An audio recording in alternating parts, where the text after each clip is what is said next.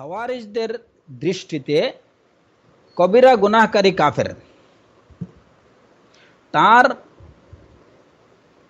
এই যে জান এবং মাল হালাল, অর্থাৎ তাকে হত্যা করা, তার মাল লুণ্ঠন করা, সম্পদ লুণ্ঠন করা জায়েজ। তো এই খাওয়ারিজদের বা হারুরিয়াদের এই যে বিশ্বাসটা কিসের উপরে? ওই ইমানের সংজ্ঞা নিয়েই কিন্তু তাদের এই কথা, ইমানের সংজ্ঞা নিয়েই তাদের এই কথা যে যেহেতু ইমান হচ্ছে কথা, কাজ এবং অন্তরের বিশ্বাস, সব ধরনের ওয়াজিবাতগুলো পালন করা এবং সব ধরনের কাবায়ের থেকে বিরত থাকা, এইটা হচ্ছে ইমান। অতএব কেউ যদি কোনো মুরতাকিবুল কাবিরা বা কেউ যদি কোনো কবিরা গুনাহ করে তাহলে সে আর মুমিন থাকবে না, সে কাফির হয়ে যাবে, তার জান মাল মুসলমানদের জন্য হালাল হয়ে যাবে, মানে তাকে হত্যা করা হালাল হবে এবং তার সম্পদ লুণ্ঠন করা মুসলমানের জন্য হালাল হবে। এই আকীদার ভিত্তিতেই তারা আলী রাদিয়াল্লাহু আনহুকে তাকফির করছে, আলী রাদিয়াল্লাহু আনহুকে কাফির বলছে, মুআবিয়া রাদিয়াল্লাহু আনহুকে কাফির বলছে। হ্যাঁ, খাওয়ারিজদের এই ইতিহাস বা সূত্রপাতটা কিন্তু এখান থেকে, এই মাসালা থেকে।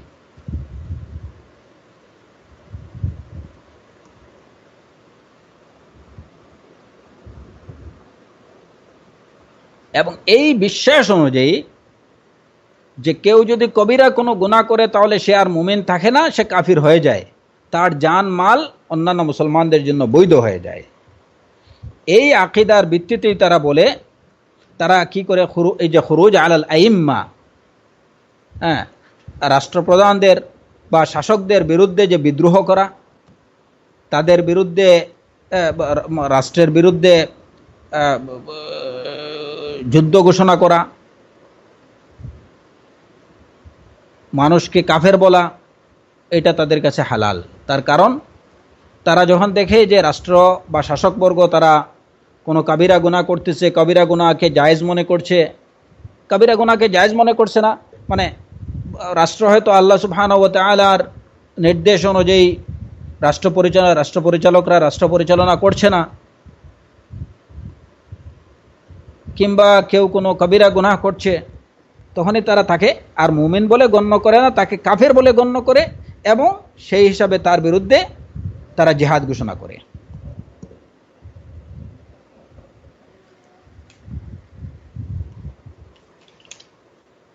এরাই হলো খাওয়ারিজ। এবং খাওয়ারিজদের মূল প্রতিপাদ্য হচ্ছে এই বিষয়, এইটাই যে মুরতাকিবুল কাবিরা, কবিরা গুনাহকারী, সে মুমিন না, সে কাফের। আর এই বিশ্বাসের ভিত্তিতেই তারা বিভিন্ন সময়ে শাসকদের বিরুদ্ধে বিদ্রোহ করা, মুসলিম শাসকদের বিরুদ্ধে বিদ্রোহ করা, মানে মুসলমানদেরকে কবিরা গুনাহের কারণে কোনো মুসলমানকে কাফের ফতোয়া দেয়া, এইগুলা তারা করে থাকে। অতীতেও তারা করছে এবং বর্তমানেও তারা করে আসছে। ওমান লাম ইয়াহকুম বিমা আনজালাল্লাহ ফাউলাইকা হুমুল কাফিরুন, যে আল্লাহর বিধান অনুযায়ী ফয়সালা করবে না তারা কাফের। কোরআনে কারীমের এই আয়াতটাকে খাওয়ারিজরা,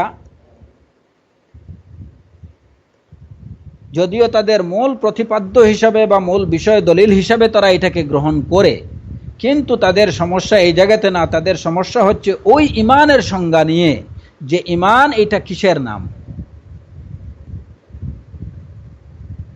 এখন এই জায়গাতে প্রশ্ন আসতে পারে যে তারা ইমানের যে সংজ্ঞা দেয় আহলুস সুন্নাহ ওয়াল জামাতরা, তারাও তো ইমানের একই সংজ্ঞা দেন। ইমাম আহমদ, ইমাম মালিক, ইমাম শাফিঈ সহ জমহুর আইম্মায়ে কেরাম, এবং মোট কথা হচ্ছে যে সালাফদের কাছে ইমানের সংজ্ঞা তো হচ্ছে এটাই যেটা এই মুতাজিলিরা বা খাওয়ারিজরা তারা দিয়ে থাকে। তাহলে মুতাজিলি, খাওয়ারিজ এবং আহলুস সুন্নাহ ওয়াল জামাতের মধ্যে পার্থক্য কি, কোন জায়গায়? পার্থক্যটা এই জায়গায় যে খাওয়ারিজরা মনে করে যে মুরতাকিবুল কাবিরা, যে কেউ যদি কাবিরা কোনো গুনাহ করে তাহলে সে আর মুমিন থাকে না, সে কাফের হয়ে যায় এবং তাকে হত্যা করা বৈধ। কিন্তু আহলুস সুন্নাহ ওয়াল জামাতের আকীদা কি? আহলুস সুন্নাহ ওয়াল জামাতের আকীদা হচ্ছে যে যদিও ঈমান এই তিনটা বিষয় নিয়ে গঠিত, কিন্তু মুরতাকিবুল কাবীরা বা কোনো নাফরমান মানে কেউ যদি আল্লাহর নাফরমানি করে, তাহলে এই নাফরমানি দ্বারা কেউ কোনো পাপ করার কারণে সে ঈমান থেকে সম্পূর্ণরূপে বেরিয়ে যায় না, সে বেঈমান হয়ে যায় না। আহলুস সুন্নাহর সাথে খাওয়ারিজদের আকীদার পার্থক্য এই জায়গাতে। খাওয়ারিজরা মনে করে, হারুরিয়ুনরা মনে করে যে কোনো কাবিরা গুনাহ করলে একজন মুসলিম আর মুমিন থাকে না, সে কাফির হয়ে যায়। কিন্তু আহলুস সুন্নাহ ওয়াল জামাত কখনো এটা মনে করেন না। আহলুস সুন্নাহ ওয়াল জামাতের কথা হচ্ছে যে একজন মুমিন সে যদি কোনো কবিরা গুনাহ করে তাহলে এর দ্বারা সে ঈমান থেকে বেরিয়ে যায় না।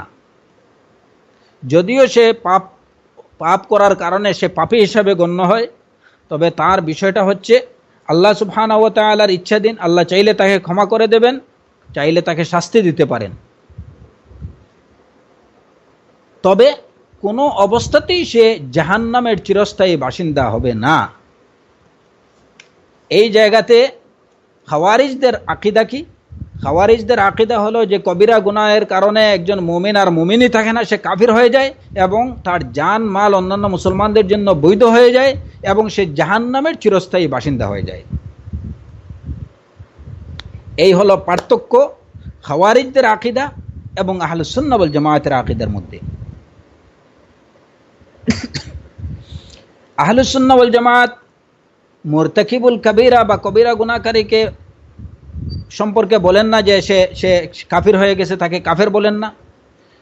তার জান মালকে কোনোভাবেই বৈধ মনে করেন না অন্য মুসলমানদের জন্য, এবং তাকে জাহান্নামের চিরস্থায়ী বাসিন্দা হিসাবেও গণ্য করেন না। বরং তাদের কথা হচ্ছে যে আল্লাহ চাইলে তাকে শাস্তি ছাড়াই ক্ষমা করে দিতে পারেন, চাইলে তাকে শাস্তি দিতে পারেন, কিন্তু শেষ পর্যন্ত সে জাহান্নাম থেকে নিষ্কৃতি পাবে, সে জাহান্নামের চিরস্থায়ী বাসিন্দা হবে না। এই হলো খাওয়ারিজদের সাথে আহলুস সুন্নাহ ওয়াল জামাতের পার্থক্য।